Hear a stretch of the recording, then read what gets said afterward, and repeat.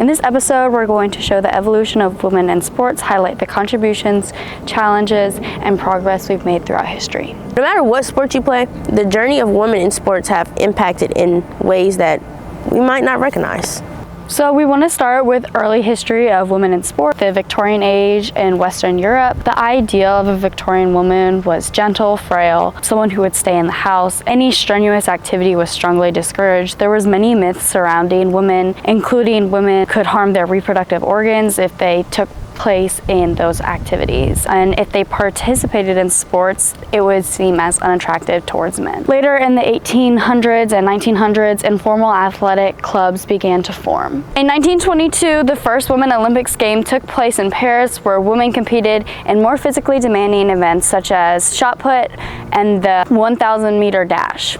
However, they were strongly pushed back against women running in any distance over 200 yards. By 1920, 22% of universities in the United States had athletic programs, but these programs were replaced with game days, fitness classes, due to the pushback in the 1930s. In the 1940s and World War II, the introduction of the first women's professional sport leagues and the All-American Girls Professional Baseball League. Although holding strict standards for how women had to dress and act, it was seen as radical at the time. All right, guys, now it's time to highlight some key pioneers for women. Let's first start with Toni Stone.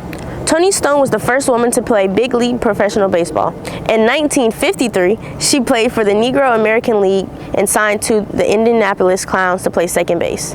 Stone is known as the female Jackie Robinson. In 1973, Billie Jean King and Bobby Riggs were in a tennis match called the Battle of the Sexes. Of course, King was the underdog, but on a nationwide broadcast, King defeated Riggs and was later seen as one of the oldest Grand Slams semifinalists. Babe Zaharias was the first woman to play in a PGA event. In 1938, Babe completed the Los Angeles Open. Only 7 other women have appeared in a PGA event since then. She was also skilled in basketball, track, tennis, swimming. Babe was selected the best female of the first half of the 20th century by the Associated Press.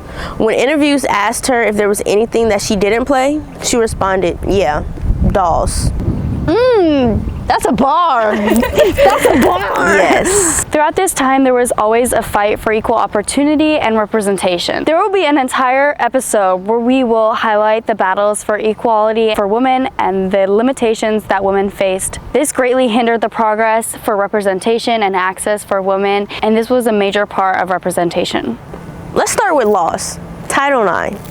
Title IX is a federal civil rights laws in the United States that was passed as part of the Education Amendments in 1972. Before Title IX, women and girls had way less opportunities and chances to participate in sports, and their facilities and resources were just bad. Title IX mandates that schools have to offer equal athletic opportunities, which led to more funding, better facilities, and more sports that girls could play. Next, we're going to highlight key milestones.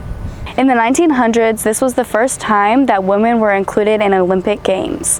This marked a significant step forward for gender equality in sports. This was at the Paris Olympics, where women were allowed to compete for the first time, participating in events such as tennis, sailing, and golf. Now let's talk about the Civil Rights Act in the 1960s. While not directly related to women in sports, this movement helped tremendously in combating discrimination based upon race, color, religion, sex, or national origin. This landmark legislation paved the way for greater inclusivity and equal opportunities for women in sports, helping to dismantle institutional barriers and discriminatory practices. In 1972, Title IX was enacted by the NCAA. In 1991, the U.S. national soccer team wins the first FIFA World Cup, bringing national attention to women's sports.